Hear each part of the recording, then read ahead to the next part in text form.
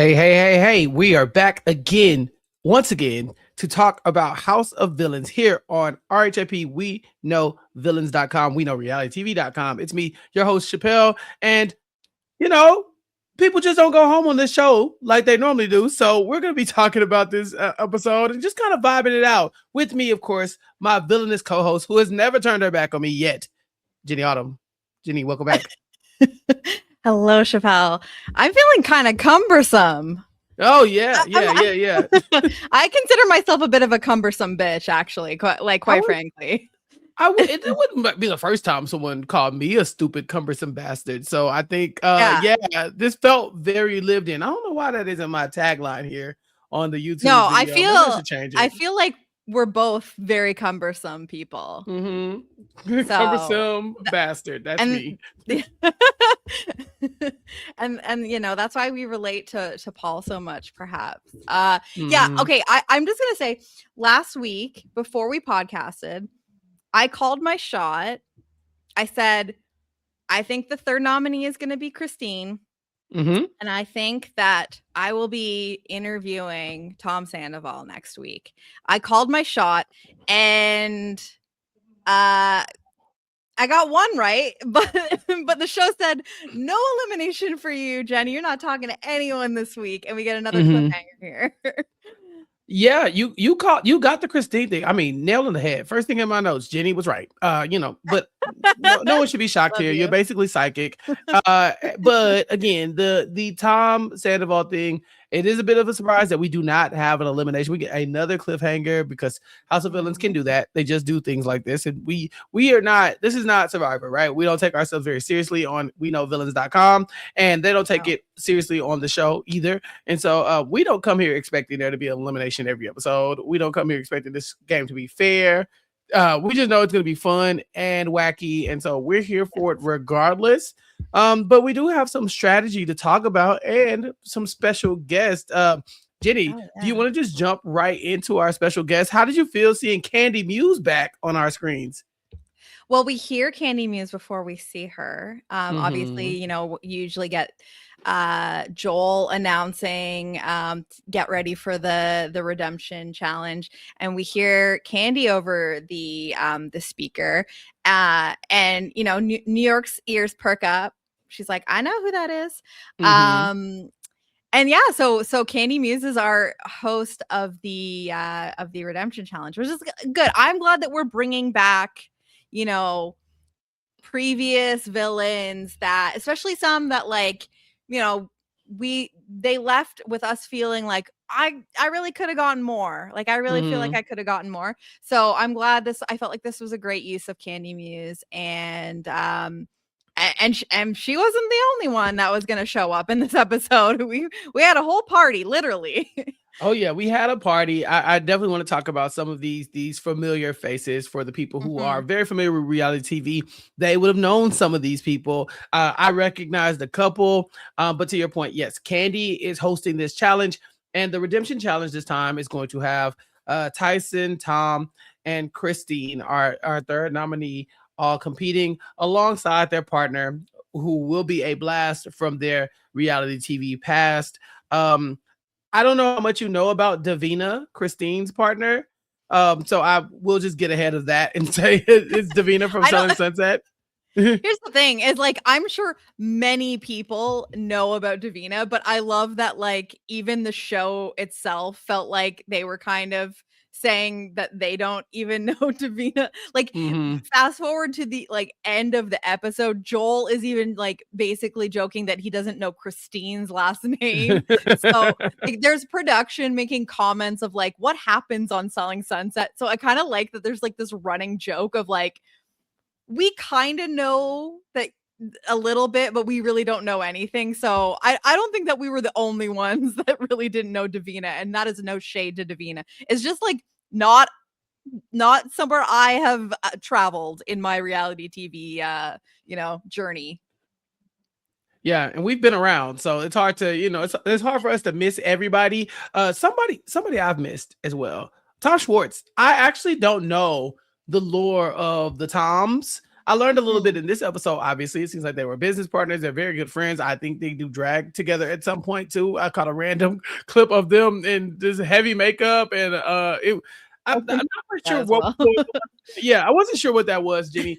But what is your familiarity with Tom Schwartz? So, not as I will say, I did. He was on Stars on Mars, which I covered with Rob, and I sometimes forget about that. He was on Stars on Mars, and this was after the Sandoval thing, and so like he kind of talked about it a little bit. It seems to me, and like all of the true like Vanderpump people will like sound off in the chat. They will or the comments like let us know the true lore. But from what I as a not expert at all, from what I understand, like they definitely were best friends. They were business partners. They owned like a restaurant or bar or several restaurants and bars together. And I think that their friendship also took a little bit of a hit after the Sandoval of it all, because it's like I think that it was just messy, and it was one of those things where it's like if you're Tom Schwartz, like you kind of also have to be a little bit careful about like riding too hard for your guy when you also have like skin in the game with other people too. So I think that like maybe there was some distancing happening, and then just probably business stuff happening alongside. So it's like, lives change. So that is my interpretation of it all. I think that people generally like Tom Schwartz, and he's kind of like the good cop. That's my like how I feel like it. But they have Tom Schwartz was like Tom Sandoval's Tyson before Tyson, which is why it was so funny that like he's got his old bromance coming in while his new bromance is there, and where it's like we're talking about it. There's jealousy. Yeah. It does feel like Tyson does feel a little threatened by the return of Tom. I'm Team Thompson, so if I'm going to be leaning toward any of these two pairs, I don't really know Tom Schwartz like that, but I do know Tyson's partner in crime in this episode. Yes. Jervis Peterson, my first favorite. Rob called it, or did you call it? Did. I called it. Okay.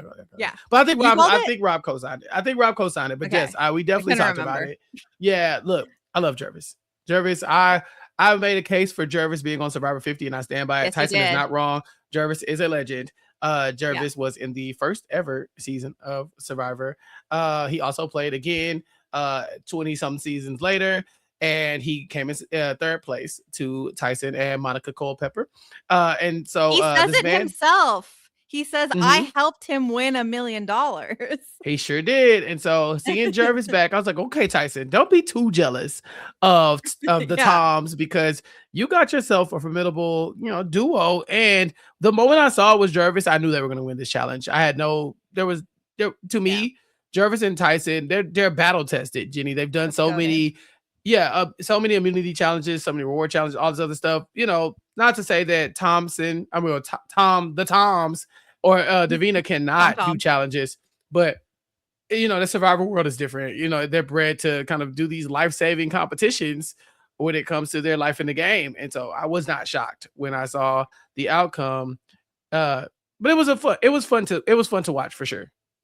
Yeah. So here's the thing, like we talk about this a lot with the House of Villains challenges, and they're not too much of one thing, right? Like they're kind of like random or like equalizer type challenges.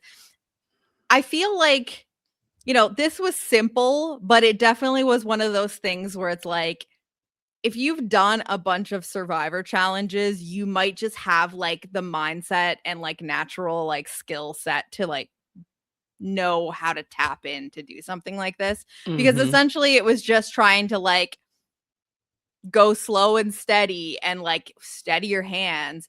And imagine doing this like well fed, well rested, like the kinds of things that people have done on Survivor while completely physically depleted is so impressive. And Tyson and Jervis are two people who have done that multiple times in their life. So I just think that they have that kind of energy and ability to just kind of like tap in. Oh, word, I just have to, hold this thing steady and like lock in for however many minutes to get this along a pipe. Like I can do that. I have done some really hard shit. So I think that, it was probably a very obvious result that was going to happen here. But this is the interesting thing about having them compete with people that they have a history with, because it's like, okay, you got to work together. So let's find someone that maybe you can just really be in sync with. So also maybe the relationship part of it plays into it, where it's like, is this someone that you can really sync up with? Yeah, and this challenge is very important because Thompson's plan is to win the redemption challenge and then bring Paul over to their side. So one of them has to at least come off the block in order to make this happen, so that they can basically vote out Christine against whoever is left. And so they have to lock in, they have to knock this out. The challenge is very weird. They have this almost like a pipe wrench, and they have to make it go around this pipe without touching the pipe, kind of like a I don't know, like operation or something where you don't hit the side, and you get the buzz, but it sprays water at you too. And there's a couple jokes about Tom making another man wet and Tyson being jealous. Yes.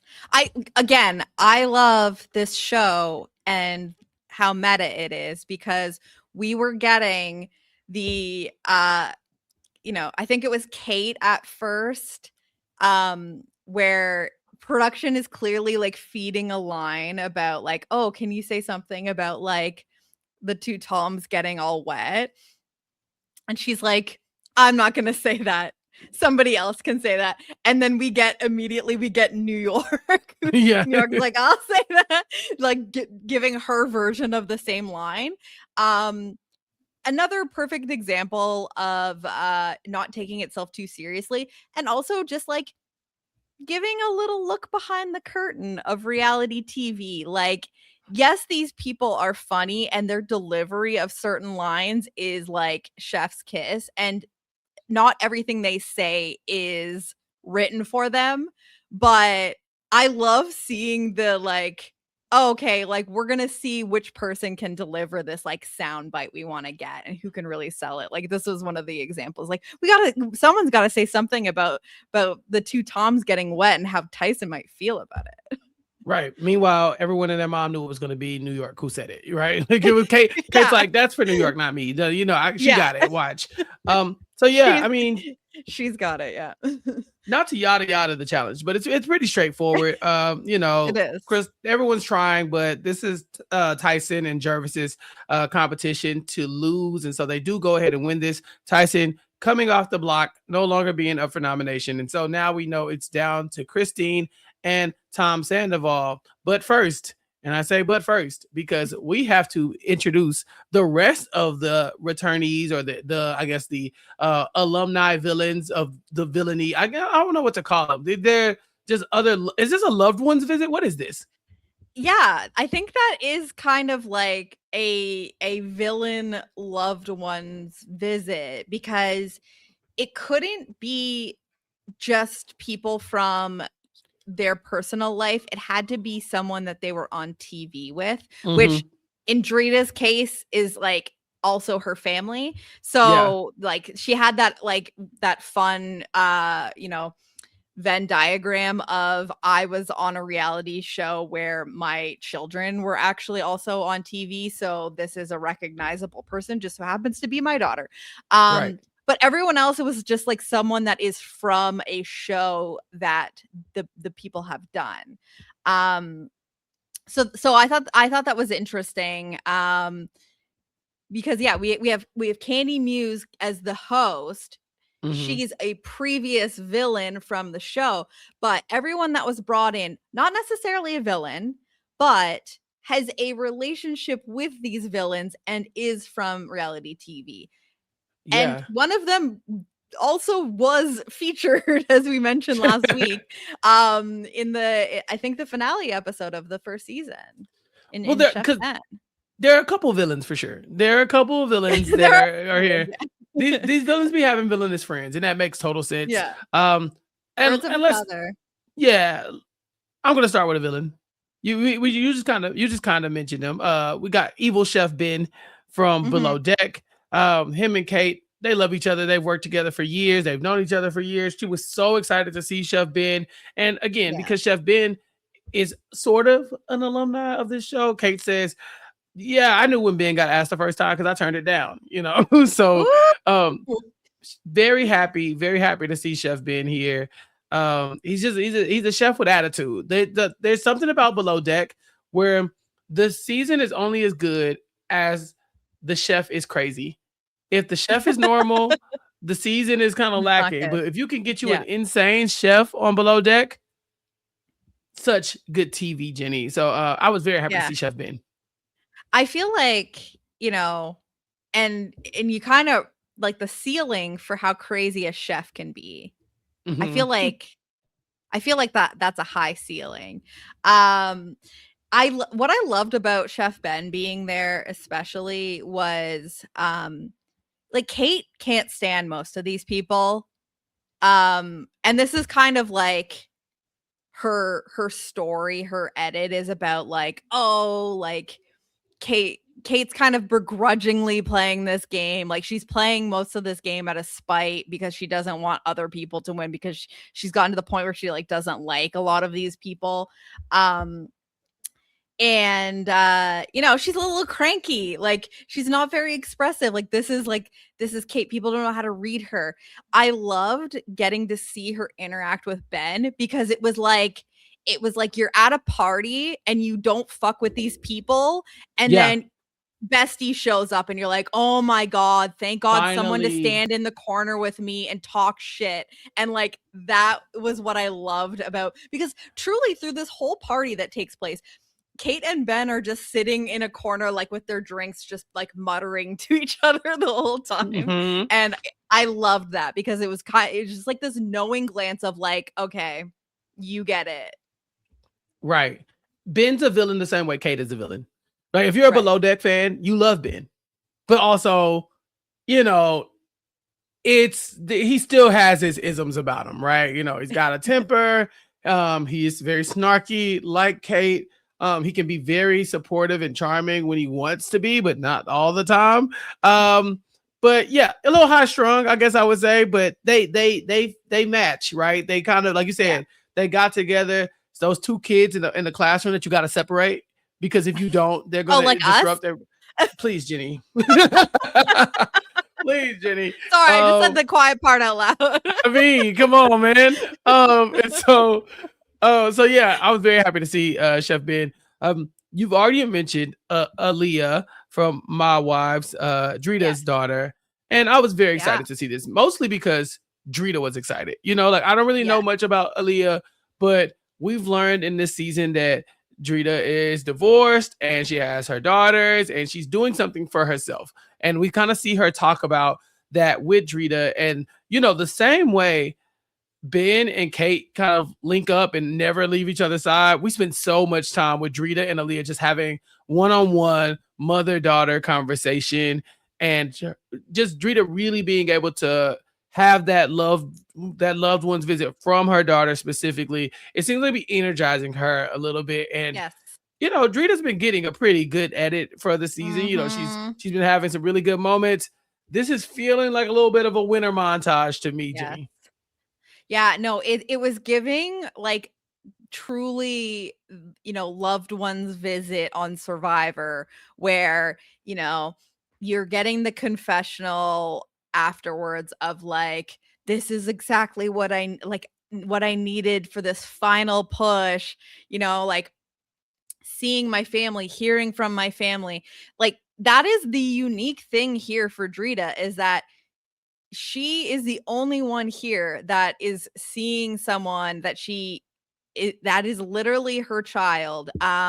And like you can't compare that relationship to any of the relationships between these people here. And it definitely seems like this is what Drita needed. We get this, you know, like, yeah, I mean, you mentioned Monica Culpepper earlier. Like she's doing it for Monica. Like she's doing it for Drita. She talks about how like this has you know, she's kind of always been doing stuff with other people or not by herself. This is the first thing that she's done on her own, and she's learning independence as she goes through a divorce. And so like this is very symbolic. From the clip of seeing Aaliyah from the show, it seems like she's also grown up quite a bit since she's been on TV. And so I think that it's probably like super special where it's like, okay, like my child is kind of like an adult now, and like she gets to like come visit me while I'm like doing a show. But they weren't really in the like mix of the party very much. Like I really do think that the two of them just went off, and Drita was like, I don't give a fuck. Like I want to go hang out with my daughter. And but you're absolutely right. Like the content we're getting from Drita is very much giving, you know, if it were any other show, I'd be like winners at it. Like for sure. I just don't know. I almost feel like it's been a little too it's over the because top. there's right, because there's been a lot of like confessionals or just like even game talk of being like Drita is the kind of person that wins this game because she's, you know, she's friends with everyone who's been you know, eliminated, and she hasn't had to get her blood on her hands. So I almost wonder if it's just like the red herring kind of thing where, but I don't know. They also just could be like, we are just giving you like the full story and the full reason why Drita can win this. Yeah, it could be a winner edit, or it could be that fallen angel montage, you know, the Drita should have won story. Or she was right there about to take it home, but maybe winning's not everything, you know, something like that. Some weird we've seen, I mean, such a reality TV trope, right? To build up somebody to distract you from what's really going to happen, but also to have you make you have an emotional reaction to them losing. And so I could see it either way. Yeah, for sure. We got to talk about Chance. So oh my God. When I heard his voice in the next week on House of Villains preview at the end of last week's episode, up. My mouth fell on the floor because I remember watching I Love New York when it was on when I was a child.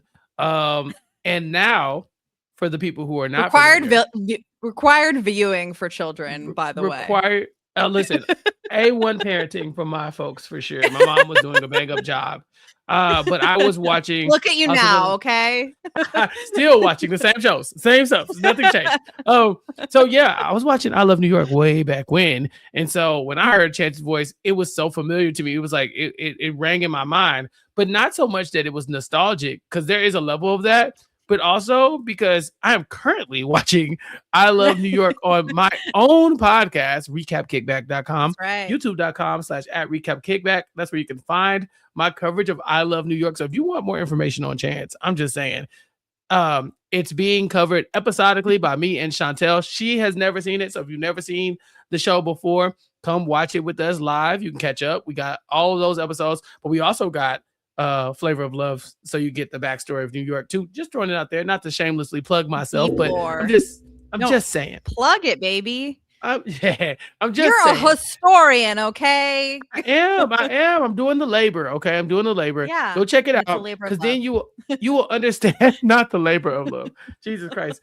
But if you go watch it, you will understand what I'm about to say next. This man is a cartoon. And if you watch him throughout this episode, you will see that New York says he is dressed like the village people, and it's turning her off. He was the sixth village person. Right. And it's turning her off. She's not loving it. But back in the day, New York loved her some Chance. Okay. It was animalistic attraction between the two of them. If you have not already seen the season, obviously House of Villains kind of shows one of their not so great moments where Chance is walking out of a room, kind of turning his back on New York. And so they've had their ups and downs, but it seems like they have toxic pairs with a lot of most chemistry, toxic pairs. Right. You know? You and I, of course. Same. We're back again. And so So we get Chance, and we don't spend a lot of time with their relationship because Chance is a cartoon character. He's just bouncing around doing random shit, Jenny. He's instigating, he's talking, he's trying. I think he's trying to speak about strategy at some point. I'm not quite sure what he was saying. No, and this is I have to say I loved Tyson's commentary on Chance because he was like, and I've said this in previous podcasts. Tyson has been on reality TV with many interesting people. Mhm. And I just think that like Chance was like a new experience for him. And he was just like, he talks a lot. And some of it sounds like really like poignant. And I just like don't know what is like really insightful and like poetic and what is just like gibberish. Like he does not know how to process this man, and you don't have time to process him because he is the Energizer bunny. He's just going and going. Like, I swear to God, at any given moment during this party, you can see him. He's either in a scene and part of the conversation, or he's like in the background, like becoming a part of the scene in some capacity. Like, he was definitely a star of this whole situation because he just can't stop. He can't stop. He can't help himself. It's fascinating. Yeah.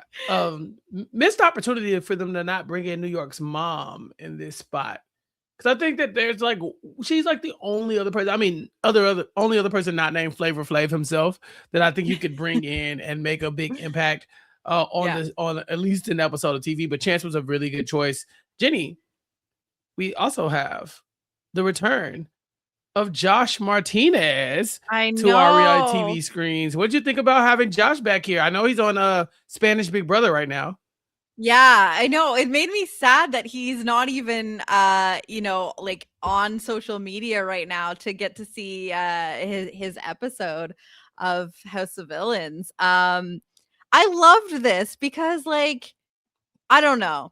I am a massive Paul fan.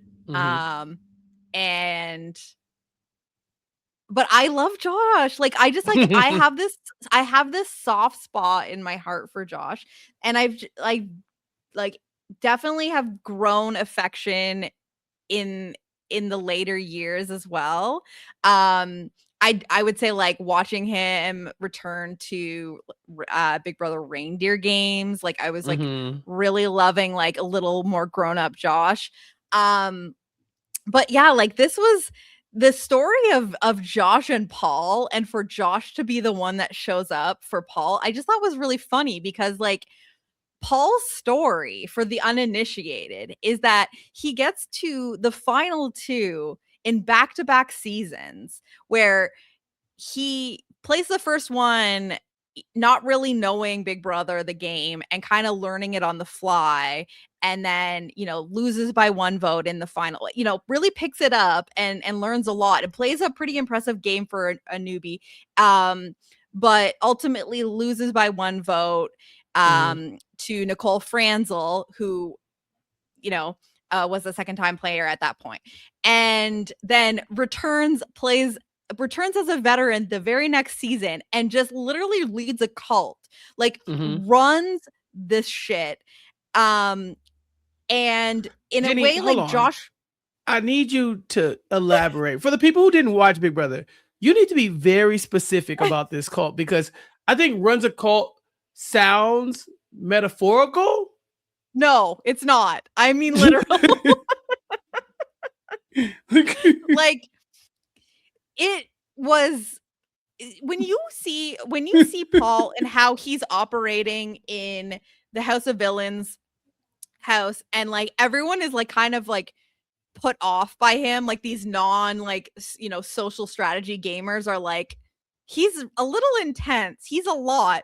Yeah, it's because Paul played 2 seasons of Big Brother where this is what he did 24/7 because he was running a cult.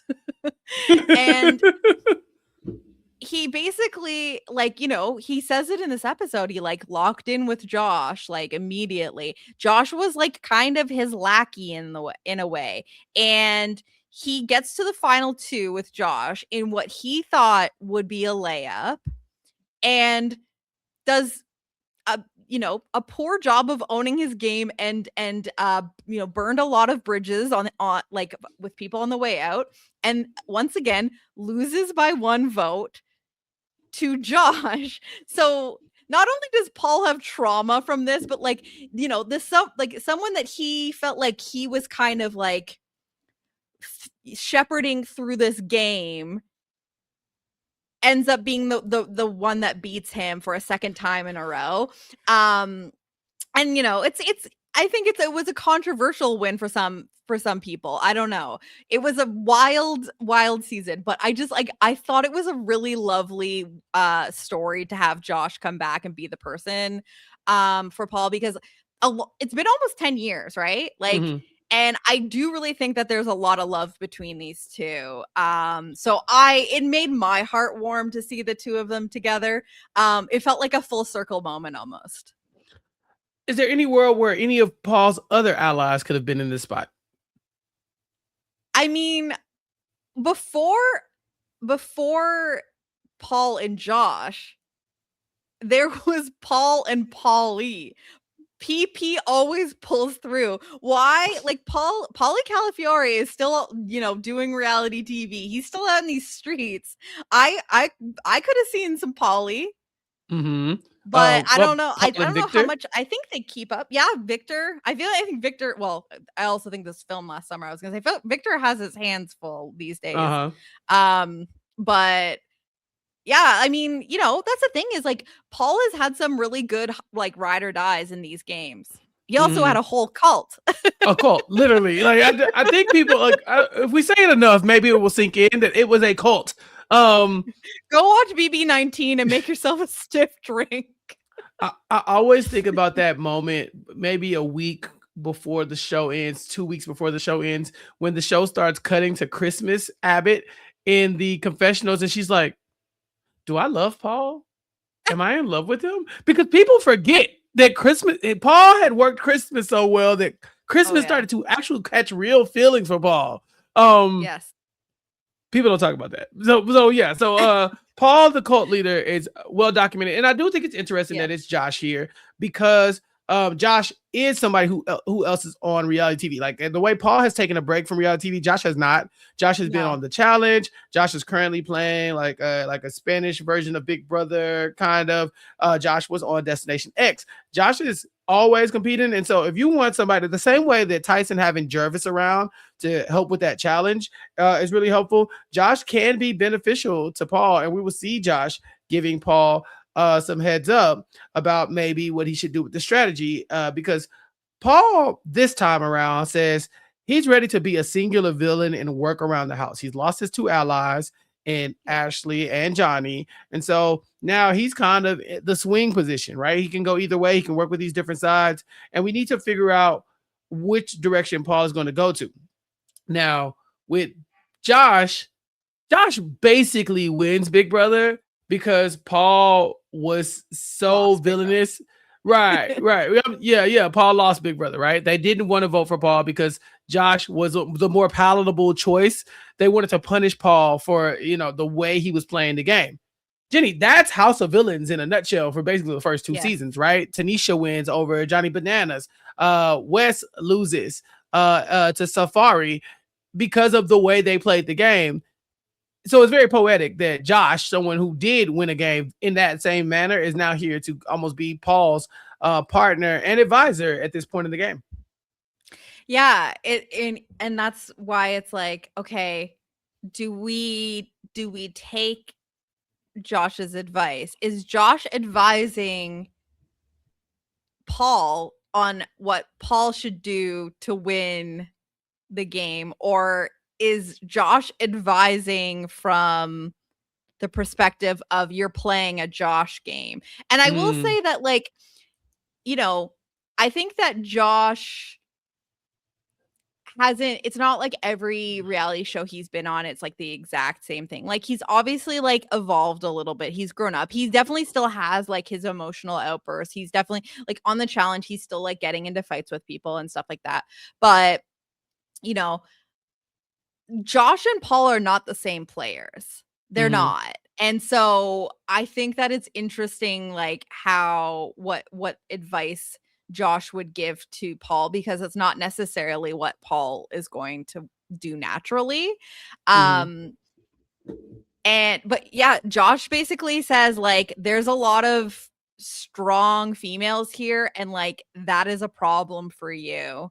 You need to actually like ride with these guys. Like you need to keep them in front of you because you probably have a better chance beating them, which actually isn't terrible advice in a way if you're following the history, and mind you only 2 previous seasons, but if you're following the history of House of Villains, yeah, I don't know that Paul is beating Drita. I don't know that Paul is beating Kate. Maybe Christine. Maybe.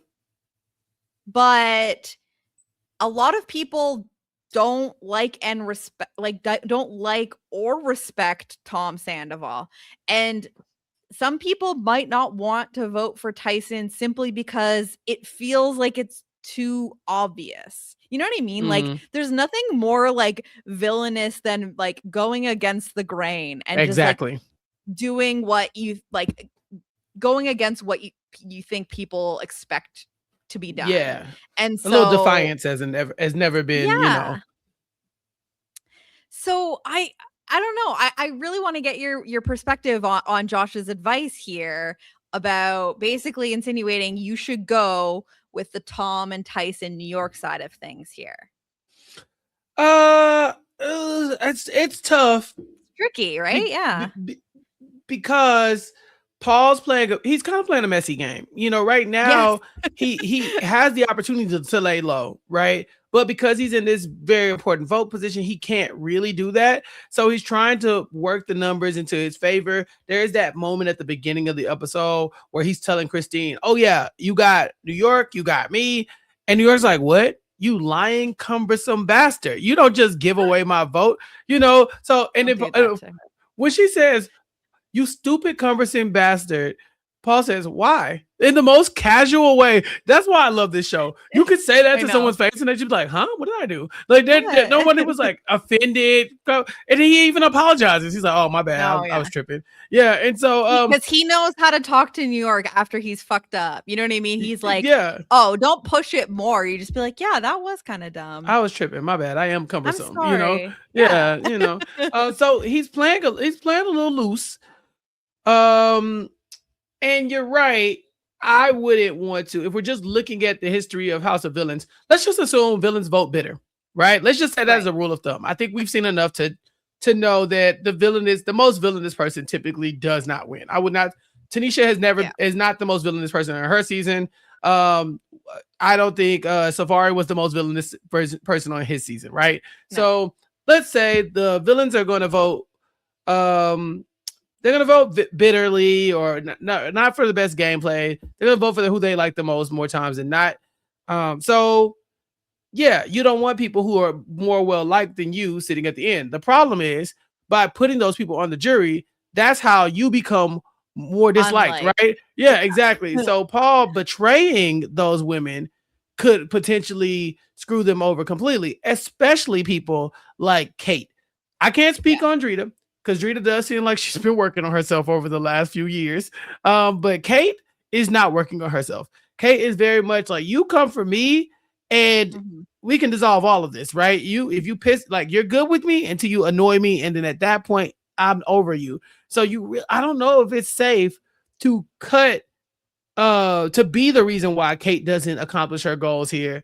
And then also expect for Kate to vote for you. That doesn't feel like a winning combination to me. Yeah, no, and it is tricky too, because if you end up in a scenario, next to other people that like quote unquote played the game, but were maybe just like naturally making friends a little bit easier. Because the thing is like Paul doesn't really have anyone quite on Paul's level left in the game. I would say maybe Tyson. Like Tyson in a different world is gaming hard with Paul, but Paul is his strategic competition in this game, and Tyson locked in with Tom, and like that is the duo. But like none of these people are like willing to gamer squirrel out with Paul, and the two people that he maybe could have gotten that with in I think definitely Ashley and Johnny are gone. And so just in the way that people interact with Paul, like I think they like him personally enough, but like they get annoyed by him gaming because it's like it's very, very obvious when he's like trying to work them or like, and he just can't help it, right? He's just like on 24/7, the wheels are turning. How can I take this interaction and kind of like work it to my advantage? And a lot of these people, a lot of these women see through that bullshit and they're like, can you cut the crap? Like enough. And so I think that could be a problem because if something crazy happens and you get, I don't know, a final three of Tyson, Paul, and let's just say Christine is there. I think that the rest of the players, I'm not going to say that they're just going to vote Christine because I do feel like she doesn't have the Tanisha or the Safari like factor of likability with, like, you know what I mean? That and that's, I'm sorry if that sounds really rude to Christine, but I just don't think that she has a wide group of friends the same way that they did. But I think that if you have a final three of Paul, Tyson, and Christine, I think that a lot of people are begrudgingly being like, I gotta give this to Tyson because listen, he shouldn't have got here and he did. And Paul, you were a little weasel. Like, you know what I mean? Yeah. Like, I could just see that being the result. So it is kind of hard. I almost feel like I'm trying to think of what is the ideal path for Paul. Because I still think that there is a situation where Paul could win House of Villains. And he thinks he could, because he even says this to Josh. He says, I think if I can get to the final three, I'm going to win this. Yeah. I think Paul's path to victory is locking in with Kate and Drita and letting somebody else take them out, and it's risky, obviously, because you can't let them sit at the end with you.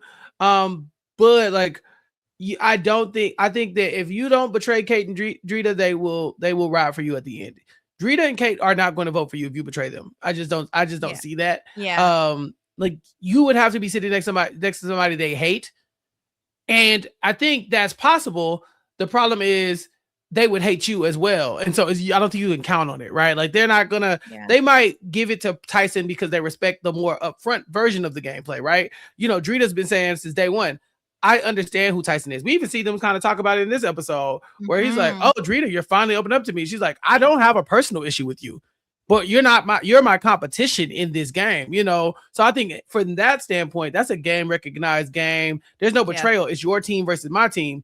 Paul likes to work in the margins, right? He likes to be on your team kind of, and then kind of move over there. Which is a thing that Tyson was doing before he got caught, right? And so now the lines are very defined between Drita and Tyson, between Kate and Tyson. And so I think they wouldn't mind that as much as they would if Paul was leading them to believe that they were working with him only to stab them in the back. I think that would not be wise. So it'd be tough. I'm glad you pointed out the Christine thing as well, because our girl, New York, she's like, Christina's bad for me because I've seen her on Selling Sunset and she's locked in over there. But here she's walking around the house, prancing around, making friends, trying to be likable. And I know through experience that that's the type of person who can win this game. What do you think about New York? Yeah. Because now she's in her strategic mastermind element. She knows. And here's the thing. It's like, yeah, Christina's not making any enemies. We've seen that, she can get loud, you know what I mean? Like she has no problem. I think in one of the clips that they featured in this episode, asking, do you still have dementia to Chriselle? That was to Chriselle, right? And so, and she's played very nice, very meek here. And New York is clocking it. She wants to play with these gamer boys, she wants to protect these white men. Jenny, call her Pocahontas. Yes, that's right. Yeah, she said her vanilla wafers. Yes. I wonder what she was really, she probably was having all sorts of fantasies about like the Tom and Tom getting wet, but then also Tyson being jealous, like, and like all of that like is right up her alley. The fanfic was going wild in her head. She said it herself. Her E levels were crazy. Yeah, she was horned up. Yeah. But yeah, no. New York is locked in. She and that's the crazy thing is like New York could beat Tyson. I think New York could beat Tyson. New York could beat Tyson and Tom. So it's like people, I think in a different game, people are like, what are you doing? Like just riding with these like two people and they're gonna beat you in the end. Not necessarily.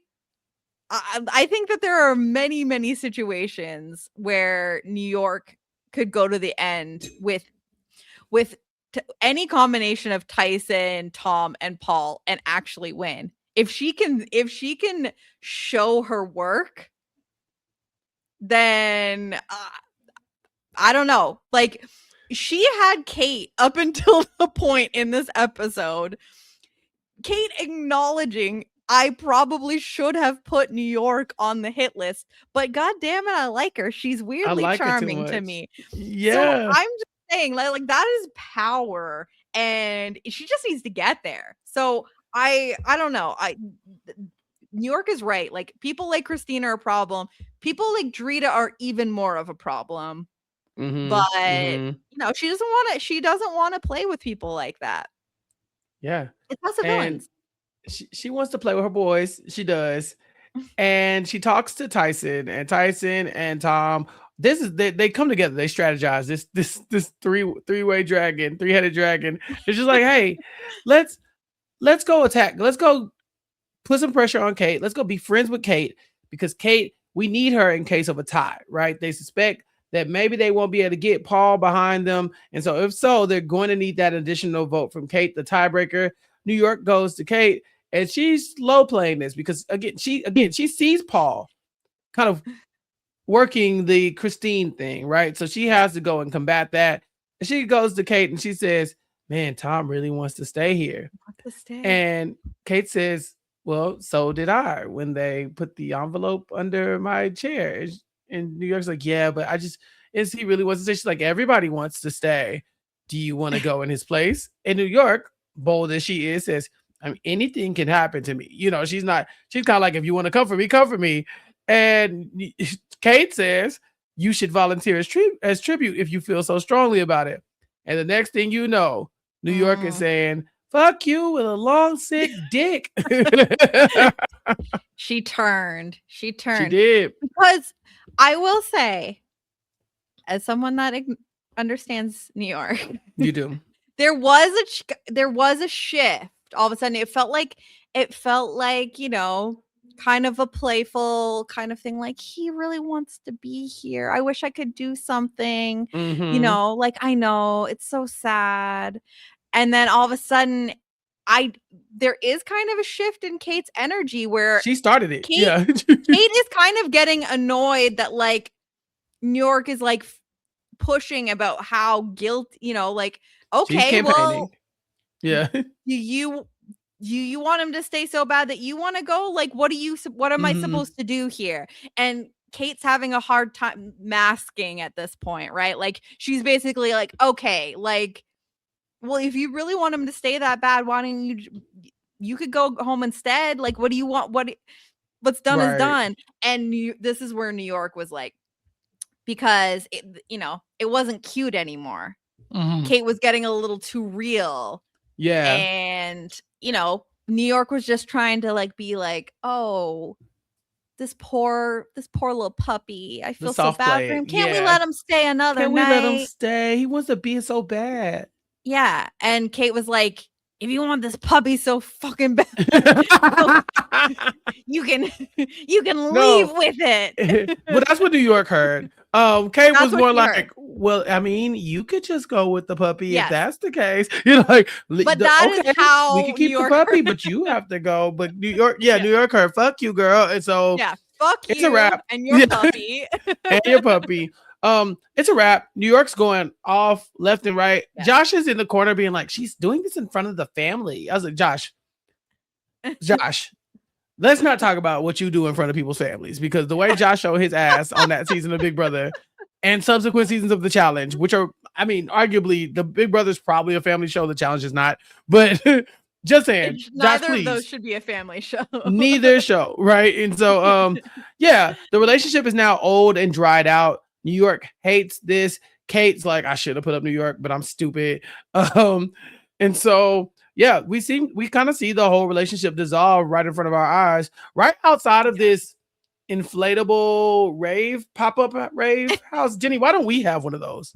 I was literally going to say, like, when are we going to do that? Right. I'm just going to, while you're talking, I'm just going to Google something. Like, the next event, why can't we have one of those? I'm thinking about renting one for my birthday party this I didn't even know this was a thing until today watching this. And now I'm kind of like, okay, but how much are they to rent? And then like, can I rent to own? Because I'm probably gonna want it again. I'm not just gonna want to do one rave, Jenny. Come on, man. Who am I? What are we talking about here? So did you like that? It was random, but I loved that. Like, they're like, okay, we can't make the whole backyard a party. We're gonna rent this blow up rave. They're like, we've got a curfew in this like neighborhood wherever this mansion is. So we gotta keep it quiet. It seemed like people were getting like smoked out in this thing, or they would go in for a little bit. They'd be like, I gotta get out of here. It's like a constant smoke machine in there. But I thought that was fun. There was like they were having like a barbecue back there. It was truly like very random what was happening. But people were drinking and hence getting, a little bit loose with their words. A little bit of that liquid attitude coming out. And even Tom's getting a little spicy. He's getting a little defensive because we've got Kandy Muse saying, I'm ready to stir the pot some more. Like, okay, time to wind these villains up. Let's play a little game. And it basically prompts Kate to say that she does not trust Tom. This is tough. Because she says, who do you trust the least? Kate says, Tom. Tom hates this. Chance is in the background instigating while Tom is trying to make a case for himself. He's like, Kate, I've never done anything to make you not trust me. Even the envelope thing, I was trying to find you to let you know that the envelope was a deal. And then once you got it and realized what you were doing, instead of letting me help you, which is what I originally came to talk to you about, you basically threw a fit and went to bed and just kind of kept it to yourself. And Kate's like, but you hit the letter under the sofa. He's like, I did not do that. It's like, well, Tyson did it. It's like, yes, but he didn't do it with the intention of getting you out. It was, we could not get to you. You shouldn't have even had the thing. And you didn't want to work through it. He's getting madder. It's getting madder. Getting madder. And it's going to come back and bite him immediately, because Kate will point out that Tom needs her vote. You need my vote in the case of a tiebreaker. And this is not how you're going to get it. Yelling at me in front of these family members. I don't know why they're acting so precious about this little family time. They're like, can you believe he did that during our rave party, pop-up pool party thing? Kate hated that. She did not like it. Yeah, she didn't like it at all. And now it looks like Tom might be dead to her. I think he might be going home.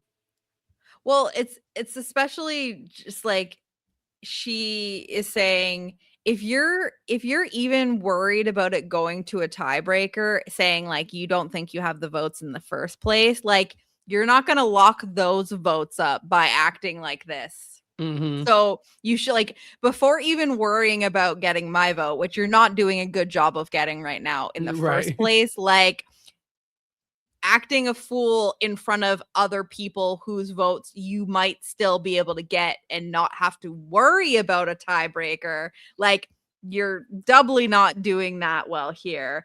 And so yeah, this is this is bad. Also ultimately for Tyson, who is acknowledging like, hey, entertaining night, except for all the people providing the drama are my allies. Yeah. In New York, and Tom both fighting with Kate. This isn't good. Tom does have one silver lining though. Christine is not going to be campaigning. She said, I'm going to talk to people and find out where their head is at. But that's it. I don't want to let them see me sweat. I don't want them to think I don't trust them. So I'm going to chill. And to me, Jenny, this could be the death blow for Christine, because you and I, we've watched a lot of seasons of Big Brother. And common misconception about the rules of Big Brother, you feel like you put up this person to sit next to somebody who's definitely 100% going home. But pawns go home all the time. Christine is the pawn in this situation. And why do pawns go home? Because they sit there complacent and they don't do any campaigning and they just chill because they think people like me enough. So I'm not going to try that hard. And I'm just going to wait until the time comes and we're all going to vote out this other person and everything is going to be fine. Meanwhile, Tom Sandoval is in full on scramble mode. He's going to every single person in the house to at various times to get their vote. He's like, I lost Kate already. So they do a full court press on Paul. You got New York, Tyson, and Tom all being like, Paul, come with us, work with us. You can do this. We got your back. They're promising him the moon and the stars. Poor Tom is like, don't you want to be a hero? It's like, no, dummy, he doesn't. But no, definitely not. Not on House of Villains. Right. But when that doesn't work, Paul goes to Drita. Tom goes to Drita. He goes to Drita and she's in hair and makeup and he's bothering her about it. She's like, you only come here when your ass is on the line. Wild. So, right. So then Tom goes to Kate again. Like he is working his ass off. Yeah. He is begging. And this is how you stay in a game like this. You don't get complacent. You don't take your foot off the gas. Sometimes you got to go and secure this vote. And I think the work that Tom Sandoval is doing in this episode, it might pay off, Jenny. It might. I think I still feel like we are going to lose Tom, but you are right that this is a mistake that people make with Christine not doing anything and taking all of her votes as like for granted, and just she says she doesn't want to act like, bent out of shape because she doesn't want to make her allies feel like she's worried and like then she doesn't trust them or whatever. But it's like, you also need to show your allies that like you're willing to play and you'll fight for them too, right? Mm-hmm. Like if you are just laying down and just being like whatever, like that doesn't really inspire a lot of hope if the tables turn and they're in trouble and they want you to work to try to help them stay too. If you're not even going to work to help yourself stay, like what kind of ally are you? I do think that the way that Tom is relentless and is trying every avenue is commendable and is like the right thing to do. I just don't know that this is the group that it's going to work with. Like, I think that the damage is done, and no one is going to say, you know what? I should let Tyson and Tom stay together. Let's just try one more round, especially because, like, I think that there's fear of, you know, a Drita beating you. I don't think that people are really concerned about Christine winning. I think that it's really, really hard to imagine enough people voting for Christine over most of these people to win. Like, it's really hard to figure out the 3 that Christine needs to be in. And again, people would like the other 2 people really would have needed to piss people off. So I think it's just really hard for people to, you know, be like, yeah, I don't want Christine, this person that I definitely feel like I could win next to in a final 3, as opposed to keeping in Tom, who is literally going to constantly be tied to Tyson, who is a problem for you. So I like the idea. I just don't know if he has the argument. And even though I truly believe that he did not have ill will towards Kate and that he truly was trying to find her and warn her, you can't get past that with Kate. You have to understand that, like, you are dead to her now. I don't think that you're ever going to get her back. So I do feel that we are still going to lose Tom here, but they're making it interesting at least. Well, Kate says, I'm going to need the best apology ever. And then you're going to have to convince me. And so we get to these final pleas. Now, to me, this is just another mark on, like, kind of the what it looks like when Tom is actually trying to save himself versus Christine and not doing so much. Because Christine's pitch is basically like, shall I not win challenges? I shall not, or something like that. Not I. I think she said, like, not I. Who will win challenges? Not I. Who should you worry about in the game? Not I. Like, I don't know. What was this? It was crazy, so right? Weird. It was crazy. It was really funny. Yeah, but she says, I'll make you coffee and shit, and I have pockets in my dress. I didn't even know that. And so, yeah, not a compelling speech from Christine, but Tom really does play into, I guess, his emotional connection with Kate. He says, I was never as excited about coming on this show as I was for Special Forces, your favorite show. No, not again. Special Forces has gotten mentioned so many times in this freaking show. You're the perfect correspondent for us to talk about this show, Jenny. We need the Special Forces expert on the podcast, okay? I didn't even watch the season with Tom Sandoval. I can't believe it. I think it might be required viewing. We might have to go check it out after this. I know. I think we may have to go back and do it.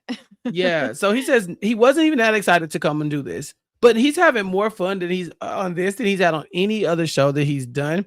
And he apologizes for everything. He says, Kate, I'm so sorry. I'm sorry for yelling at you yesterday. I'm sorry for everything, for you and the envelope thing. And I think you're dope. And I'm like, Kate is a straight shooter. I think if you are being completely honest with Kate, and I think Kate knows deep down that Tom Sandoval is not lying. I think that she put Tom up because it's a strategic reason.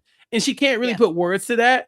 Because at first she did it because her feelings were hurt. Like, you put me up, so I'm going to put you up, basically. But there is also strategic merit to him being up. And so it makes total sense for him to be on the block and going home right now. But like we talked about roughly 3 episodes ago, Kate likes Tom. She refuses to say it out loud because she's Kate. But she does enjoy his company. We remember them in the little duck boats or whatever they were paddling around in. So I think that if there is a pitch to make to save yourself with Kate, this is the one. And so I don't know if it is going to work. I agree with you. It might be too little too late. Same time, this does come down to a tie, and we're going to need Kate's vote, Jenny.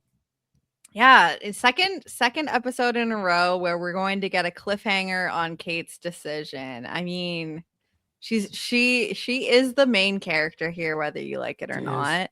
And that's saying a lot when we have the cast that we have here.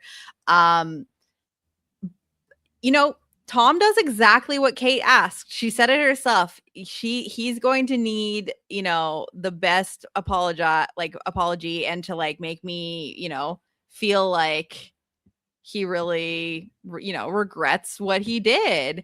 And that's what he does. Like he doesn't do what he did in the previous episode where he's, kind of lashing out at her, and this is in contrary to what he said he was going to say, where him and Tyson were talking about calling her Mr. Burns, and she was gonna they said that she was gonna be what was it? Moping across the finish line with your Mr. Burns energy. And then there's like this montage of them like scurrying across the room with the Mr. Burns arms.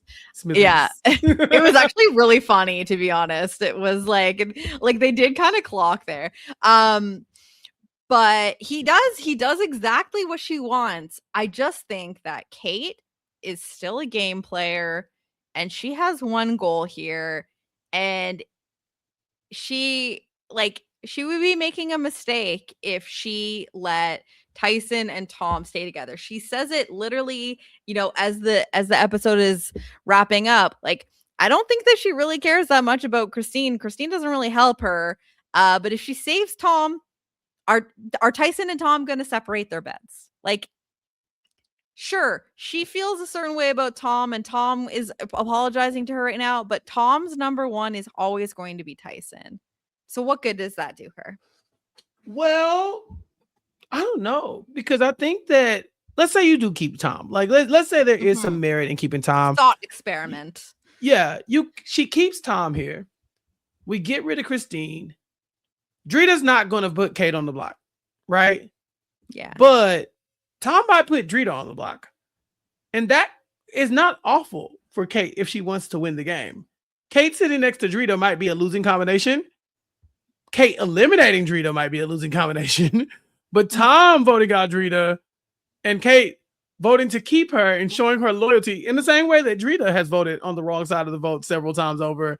It could be beneficial. You do need sometimes you need people to take out your allies. And I think that there's a world where Tom can do that. Christine cannot. Christine will not. She's never going to win a challenge to take out Drita. And if she does, she's not going to take out Drita. Whereas Tom wins the next challenge and he could put Drita up. He can put Paul up because they just voted against him. And then I don't know. I don't know if he puts up New York at that point. I don't know. I mean, he could put up Tyson in the world that like Tyson will win the redemption challenge, or something like that to keep them on the block. But I think that if you want anybody to whittle the other side down to where you're not sitting at the end with Drita, there might be a benefit to keeping Tom. Yeah, ultimately, I think that Kate would have been happy to keep Tom around, but not if it meant keeping Tom and Tyson. Tom was definitely, second on her priority list by a lot. Because if she could get Tyson to go here, she sees perhaps an opportunity to smooth things over with Tom and get Tom back on her side. It's not how that worked out. And I just think that, she can't risk the two of them together, especially when Tyson is that powerful. Like, you just can't keep like a strong duo when you're down to so few, and especially when they clearly have New York in their pocket too. It's just like, I think you got to take your shot with Drita here, and and Christine as the third, and just hope that if you end up in a 3 with the three of them at the end, that people are gonna respect you the most, because you had to play the game a lot more. Let's say Drita gets to the end, hasn't had to do a single thing, hasn't been super villain, hasn't had to do, hasn't had to win her way anywhere. And I do think that Tyson and Tom, even if they get burned by Kate here, I think that they are able to put that aside and would probably vote for Kate to win. So I don't know. I don't think it's a terrible situation for her. I just thought about it. The next hit list is only going to be 2 people, so he would really only have to put up Paul and Drita. They'll do if he 2. were to Is win. that how they do it? Yeah, typically after the fourth elimination, we get 2 people on the hit list as opposed to God, 3. The first I season it cannot was remember that. Bananas won and he put up Fair Play and Omarosa. I think the second time it was like I think Jesse won and he put up like Candy in New York or something like that. That might have been, is that when we got that weird double? It might have been something like that. I don't know. But Maybe. anyway, regardless, Yeah, yeah, so they will go.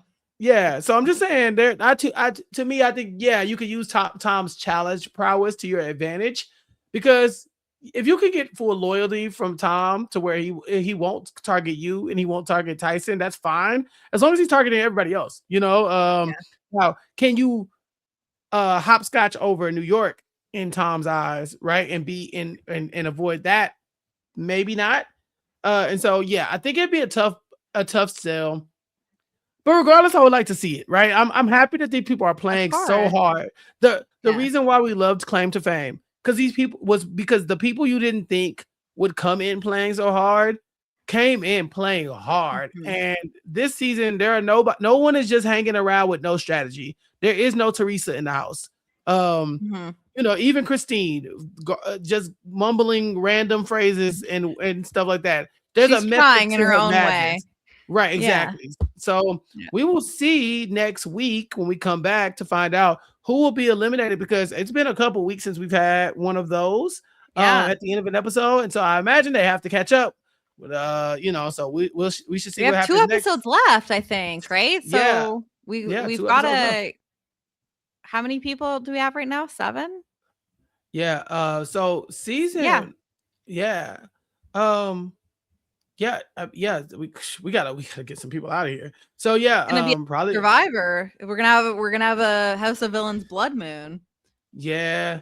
Yeah. It's time. Like I said, we had that weird double where New York and Larsa went out. Shout out to Larsa, who Candy said was the worst person she's ever been around. The nastiest person she's ever met.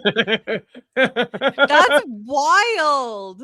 Was I that feel Sandra who was like like Candy has met a lot of people. right? That's Candy wild. has met a lot of drag queens, and drag queens are so mean to each other. I guess it's a loving way of like the library is open, all that kind of vibe. Right. And Yeah. Candy's like, and Larson's worse than all of them. So Yeah. yeah, Larsa That catching a is stray. I love It was Christine being good. like, tell me about Lars. She Candy's knows like, she's Lars crazy. is the nastiest person I've She ever met. knows. She knows. Jenny, this was fun. So good. Yeah, see you in a week, Jenny. We'll be back next week to talk about the Yes. next happenings here on House of Villains. But until then, where can the people find you? What do you have going on? You can find me on social media at Jenny Autumn. I will be back shortly to finish the coverage of Jury Duty Presents Company Retreat with Mike Bloom on WeKnowRealityTV.com. It's been really fun covering that show. Just such a joyful experience. So episodes 6, 7, and 8 release on Friday, depending on whenever this is posted, April 3rd, I believe. And so we will be back to recap that. And that's pretty much it. Like, getting ready to see how we've got to wrap this up in like 2 more episodes on House of Villains. And hopefully Rob will be back with us next week and somebody will get eliminated. I think at least one person should be eliminated. It's been a while. But this has been really fun. I love getting to talk it through with you. And like you said, everyone came to play. So I'm having a good time breaking it down. And that's basically it. What do you got going on? recapkickback.com, youtube.com/@recapkickback. I too talking about jury duty. Me and Sarah Carradine, we're talking about it. So it's a fun ride. Come check that out on my podcast. Also catch our Abbott Elementary coverage with me and Gia, our Bet on Black coverage. We're talking about Top Chef winner Tristan Epps coming soon. That video should be on your YouTube feed soon once we get that recorded. We're working on it. And then Mari and I are joined by Matt Scott to talk about Tyler Perry's Beauty in Black. Tyler Perry, who I met this week. And so big week. Oh my God. Celebrity. Big week.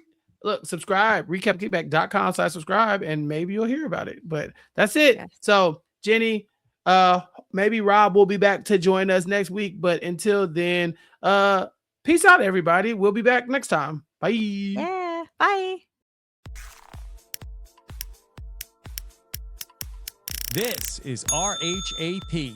We know reality TV.